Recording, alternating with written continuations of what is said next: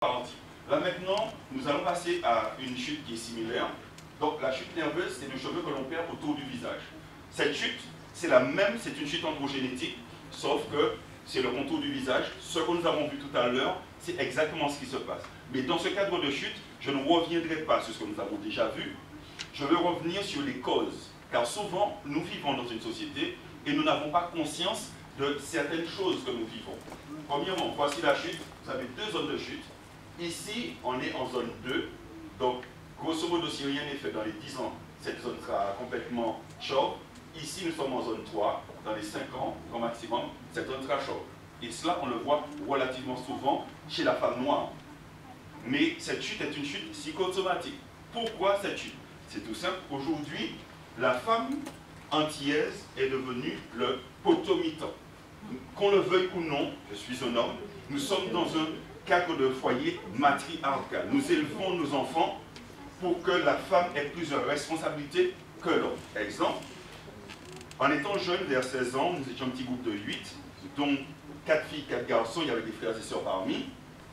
Quand il y avait des petits comme je dis dans le quartier, les parents nous permettaient d'y aller, toujours en groupe, mais aux garçons, les mères nous prenaient toujours à part. Ramenez-moi ma fille à 1h du matin. Et c'est pas elle entre toute seule, c'est le groupe des garçons ramène les filles dans chaque maison. Mais une fois que les filles étaient entrées à 1h du matin, je me rappelle moi, en tant que garçon, des fois je sortais de la 8h du matin. Croque-main l'adier, Marie pour les tours, puisque le garçon ne mène pas de vente, donc obligatoirement, on va lui donner plus de possibilités. Donc, mais ça, encore dans l'éducation, une jeune femme, il va falloir qu'elle sache s'occuper de la maison, qu'elle sache s'occuper des enfants, qu'elle puisse gérer une carrière professionnelle et qu'elle puisse gérer son mari qui a souvent les deux mains gauches. Et dans la société où nous vivons, c'est exactement ce qui est en train de se passer. Et c'est pour ça que ce type de chute, nos mères ne l'avaient pas, alors qu'aujourd'hui nous l'avons. Puisque gérer la maison, ça va être la femme.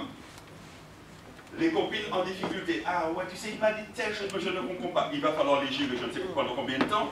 En plus, les vacances, ça va être nous. Les traites, ça va être nous. La gestion de tous les jours, entrer, faire à manger. C'est souvent, on va entrer en sortant du boulot. Monsieur dit a sorti 2 heures avant nous. Mais comme il est devant l'ordinateur, ça, il ne faut pas le déranger. Hein. Il est devant l'ordinateur, il va falloir faire le repas alors que lui n'a rien fait. Et en plus, il va falloir toujours être impeccable, car qu'on le veuille ou non, l'apparence a une grande importance. Mais qui c'est qui arrive à un tel an? Mais non, il va s'en dèche, mais moi, il a été dans le pays là. Donc, ce faisant, voici la base de telle chute.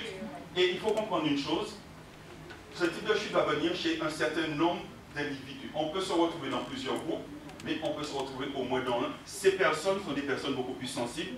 La personne tampon, qu'est-ce que c'est qu'une personne tampon? C'est une personne qui va choisir de vivre quelque chose qu'elle ne veut pas vivre. Mais elle va le faire pas pour X raisons. Et exemple, dans le couple, ça ne va plus. Mais les enfants sont en bas âge, les enfants font des études, ou pour les dames un petit peu plus âgées, les enfants viennent de se marier. Si je me sépare maintenant, ça va déstabiliser les enfants, donc je vais rester encore 4-5 ans, alors que mon cœur n'y est plus. Monsieur est devenu volage, on a conçu ensemble, mais je ne vais pas partir, on ne va pas quitter là-bas. Donc non, on va pas le temps qu'il a vie.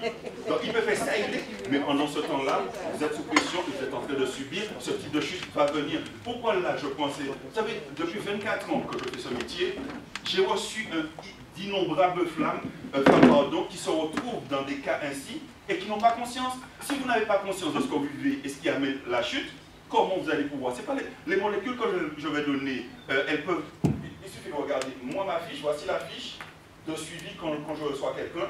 Les problèmes sont ici, les solutions et autres. Il me suffit de remplir devant et derrière et de vous le donner. Mais si vous ne comprenez pas ce que vous avez, si vous ne comprenez pas comment l'anxiété mène à la chute, comment vous allez faire pour sortir de cela? Autre chose. Vous êtes au travail, vous étiez à 10 pour faire une œuvre donnée, vous vous retrouvez à 6. Et le patron veut, ou la direction, qu'à 6, vous puissiez faire autant de travail qu'à 10. Vous auriez pu démissionner, mais au moins le patron paye bien. Il y a le trait de la voiture et autres. Vous allez prendre sur vous pour rester 2 ou encore 3 ans, mais à chaque fois qu'il va falloir vous réveiller, surtout en début de semaine pour aller travailler, ça va être un poids, ce type de chute va venir. Vous allez vous retrouver même dans des choses positives. Vous avez passé un concours, vous voulez changer votre vie, vous voulez devenir fonctionnaire, vous avez eu le concours. Mais à la fin de compte, en fin de compte, qu'est-ce qui va se passer? Vous ne saviez pas qu'il va falloir partir 3 ans dans un territoire que vous ne connaissez pas, La Réunion, selon comment je dis, du Maroni en Guyane ou je ne sais, eh bien, l'anxiété vécue pendant les 3 ans finira par ramener ce type de chute. Hormis cela, les personnes centrales. La personne centrale, c'est une personne qui, 80% de vous ici, mesdames, certainement vous l'êtes. L'éducation reçue amène à cela. C'est une personne qui a un gros potentiel de gestion et qui va se retrouver être exploitée par d'autres personnes. Vous êtes à 4 pour faire un travail donné. Chaque personne est censée faire la même quantité de travail. Vous vous retrouvez à faire la moitié du boulot et les 3 autres collègues vont faire l'autre moitié. Vous êtes à la maison, vous avez de grands enfants, vous avez le compagnon ou le mari et vous êtes devenu Cendrillon dans votre maison. Monsieur va boire de l'eau 20 fois dans la journée et qu'est-ce qui va se passer? 20 fois, 20 verres différents qu'il va remettre dans l'évier. Qui c'est qui va devoir nettoyer? Vous, puisque comme vous êtes maniaque et que vous aimez que les choses soient propres, donc vous allez passer derrière leur dos et vous êtes devenu Cendrillon dans votre maison. Vous êtes à 10 enfants, vous avez un parent qui est Alzheimer. Comme vous avez une capacité que les autres n'ont pas, automatiquement c'est à vous qu'on va confier le parent et les 9 autres ne vont jamais vous aider. Eh bien, ce type de chute va venir. C'est important. Je m'excuse, je vais tellement important parce que je me sens qu'il risque de sonner. Et ça va faire des ordres. Je mets des cérémonies qui ne ferment pas son portable. Imaginez.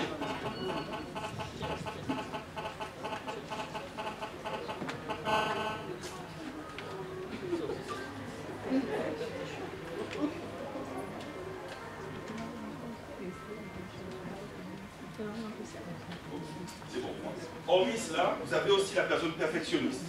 La perfectionniste, c'est une personne qui, quand elle entreprend quelque chose, elle va y mettre tout son cœur, toute son âme, et quand on ne lui donnera pas les moyens, l'anxiété ramènera cette chute. Exemple, vous travaillez dans une pizzeria, vous êtes au four, vous êtes au moulin, vous êtes à la livraison, vous êtes seul employé.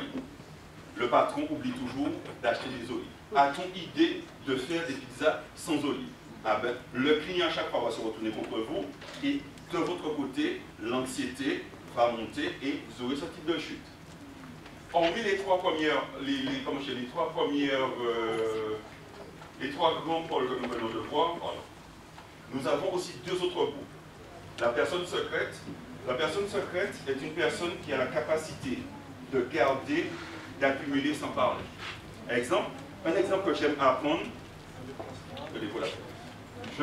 j'étais dans un enterrement il y a quelques années de cela, et j'ai assisté à une scène qui m'a, comment je puis dire, appris beaucoup de leçons. C'est une famille, elles ont perdu leur mère. Et la plus jeune, de là où elle était à 3 km, on l'entendait crier dans l'église. Couchée sur le cercueil, pendant qu'on est en train de mener le cercueil de l'entrée de l'église jusqu'au pied de l'autel, elle est couchée sur le cercueil en train de crier de toute son âme. Au moment de faire descendre le corps en terre, si le fossoyeur n'avait pas fait attention, il aurait enterré 2 personnes, dont une vivante.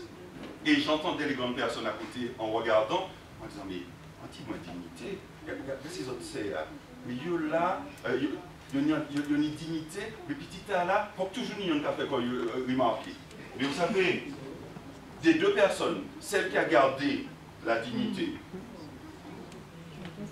et celle qui est en train de pleurer, celle qui a pleuré de toute son âme, mais elle a extériorisé, elle n'aura pas de chute nerveuse, elle n'aura pas de chute androgénétique. Celle qui a gardé sans rien dire, la pression qui hante devra sortir, cette chute viendra. Souvent, mesdames, vous êtes dans des situations et vous n'avez pas conscience que ce que vous êtes en train de vivre est une...